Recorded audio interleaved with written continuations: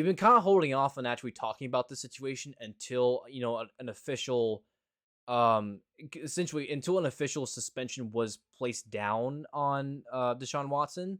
So now is actually our time, or kind of our first time, to kind of speak openly about this whole entire situation, which kind of seems to be kind of reaching kind of a boiling point right now in terms of when you turn on TV, first thing you see on there on Get Up and ESPN and all the sports shows. So let's just talk about it, Parker. I'll let you kind of have the first word. I know there's so many different angles and so many different details that we could, bring up here, and I know we don't have time to discuss it all. What was just your kind of initial reaction when you saw that 6-game suspension? Were you happy with that? Did you feel kind of empty? Were you wanting more? Like, what was kind of when you opened up your phone and saw that 6 games? What kind of went through your head? I want to answer your question, but I do want to preface this a bit, which is I understand the NFL is a business, and I understand everything that's happened. I'm a very cynical person, so I think I understand it more than some other people. And I want to be that person who's like, no, this makes sense in some way, or this is understandable, or this is a defensible position for the NFL.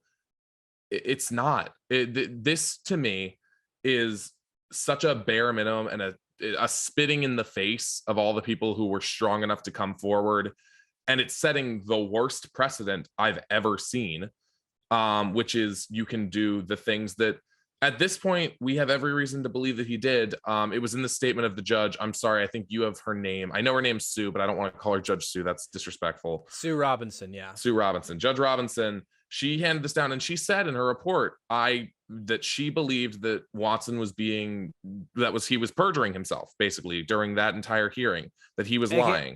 Also, no, yeah, I was gonna say, AKA lying. That's what. It's did. Lying under oath is perjury. Yeah, but she believed in herself that was the case, and the reason that she handed down 6 games was because it was non-violent. It is because in the code of conduct, the suspension that you can hand down for something that is not violent in nature, that is not assault of the physical type, is 6 games. And that was the explanation for the decision. And everyone is rallying around that. The PA and the NFL and the Haslam family are all stoked about it because they know that this is him getting off, pun intended, the easiest possible. Like, I'm fuming about it. I'm red at the ears. Like, I'm trying to be as professional about it as possible because I understand that technically there's a conflict of interest. I understand that I'm a Ravens fan, so some people will jump on and say, "Oh no, you just don't want him to play because you want the Browns to be bad." No, I would be if he was innocent and hadn't done any of this, let him play. If I didn't have a reason to believe that he had done something horrible and unforgivable to 30 or more, most likely more women, if you believe that New York Times report, I wish he could never see the field again. And obviously we're in the situation where Goodell could appeal it or try to manually add something to the sentence, but we don't know if he's going to do that because obviously he's just trying to save his job and not get sued by the PA. It's just such a business mess where people are more worried about the business side than doing the right thing, and it's infuriating.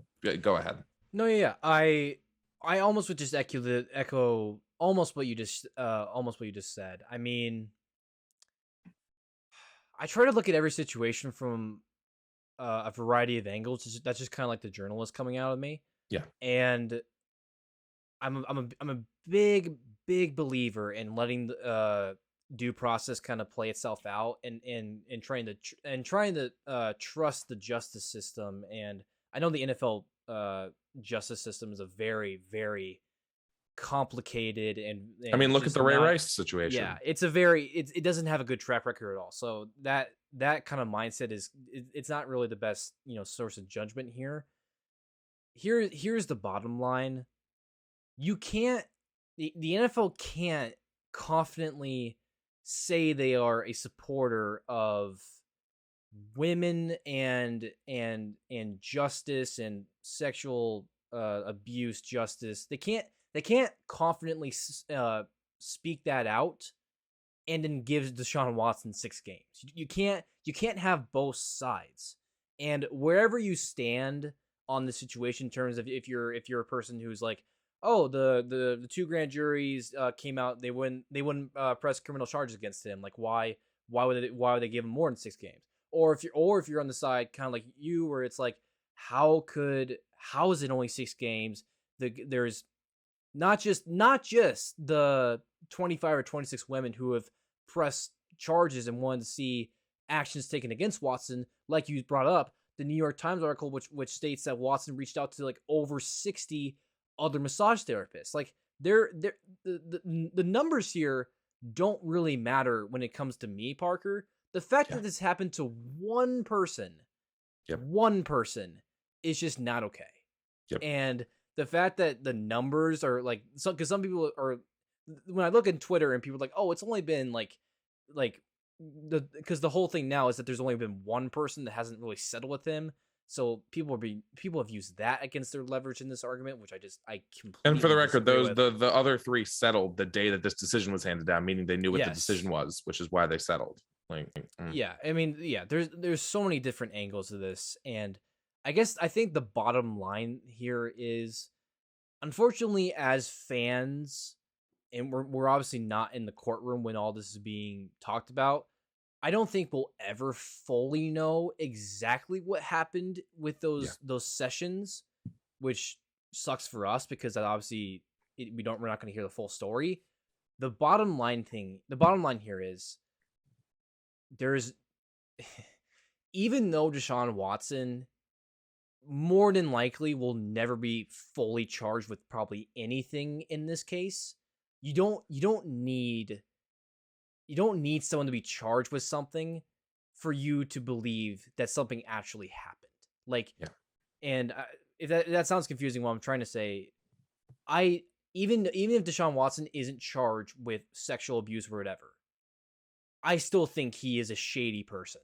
And I'm sorry. I mean, maybe he is a decent person off the field, and this is just a side of him that he needs to work on and go to therapy, whatever.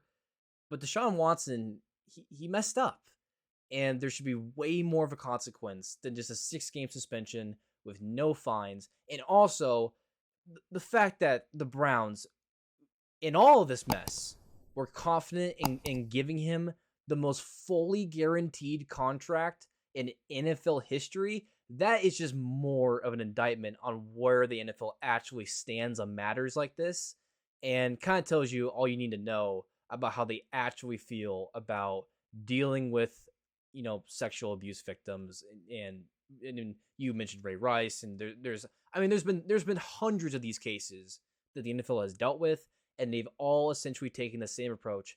What is the solution or the outcome we can take here that allows us to make the most money possible? And what that is in this situation is only banning or suspending Deshaun Watson for 6 games so that the Browns can have a chance later in the season to make a playoff spot and earn them more money in TV deals. I mean, it's obviously more than that, but that's how I read the situation. I don't know if you kind of feel the same way.